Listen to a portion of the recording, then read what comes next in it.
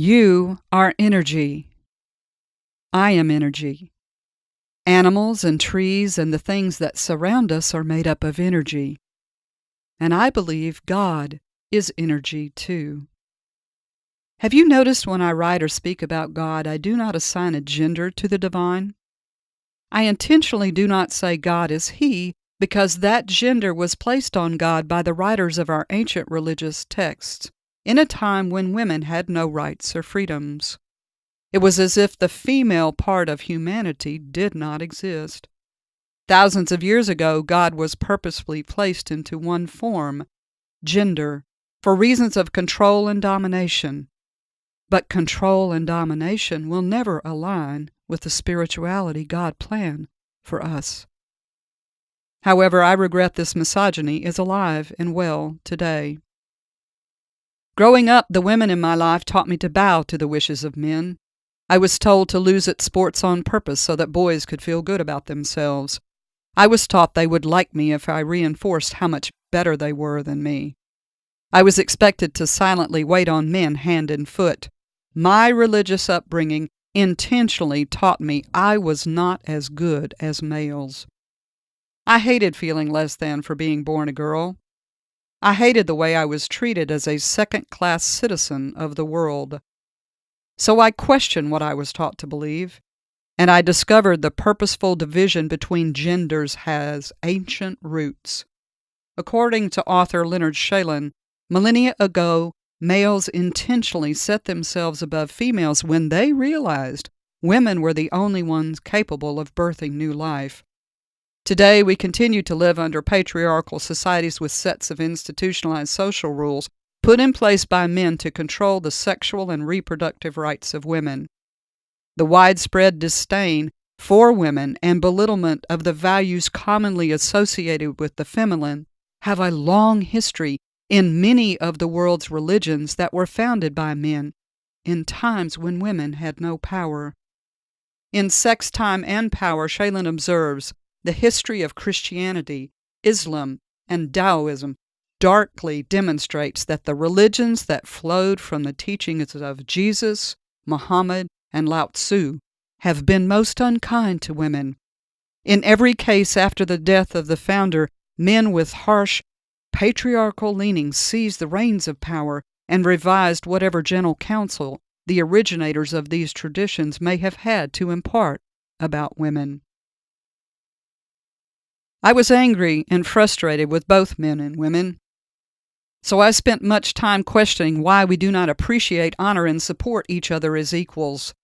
Through experience and examination of the world, I came to believe one reason is the continued widespread religious labeling of God as male. Labels separate, evaluate, ostracize, and judge. Human ego is quick to box something into its limited interpretation by placing a specific identity upon it. As soon as a label is placed on something or someone, our egocentric arrogance latches onto it.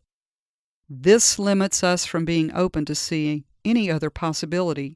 Even if the label we put on something perpetuates the abuse of power over others with discrimination, domination, suffering, and pain.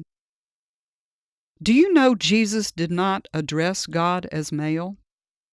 The Aramaic word Jesus used to address God was abrum, a term that has always been translated for us as our Father, but would be more properly understood as our Mother, Father, all in all.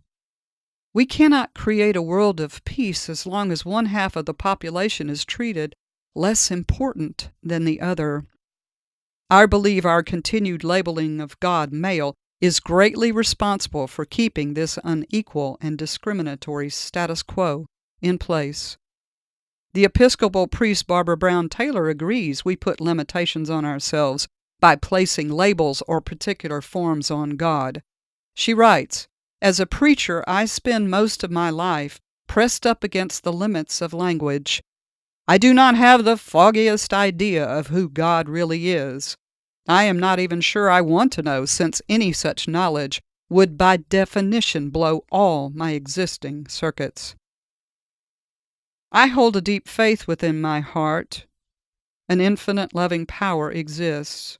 To me, it is one who gives birth to all, or our divine parent, or radiance who shines through all that is. I believe it has no specific gender, race, or ethnicity. I do not think that it inclusively endorses any one person, group of people, or particular set of religious beliefs. These all-inclusive, positive, life-affirming values allow me to honor God equally in each human being, regardless of gender, race, social status, position within society, or spiritual practice. Inclusive acceptance also fosters within me a deep appreciation for and obligation to honor and protect all animals and our natural world. Deliberately changing attitudes about God, I believe, provides a more balanced and accurate view of the world.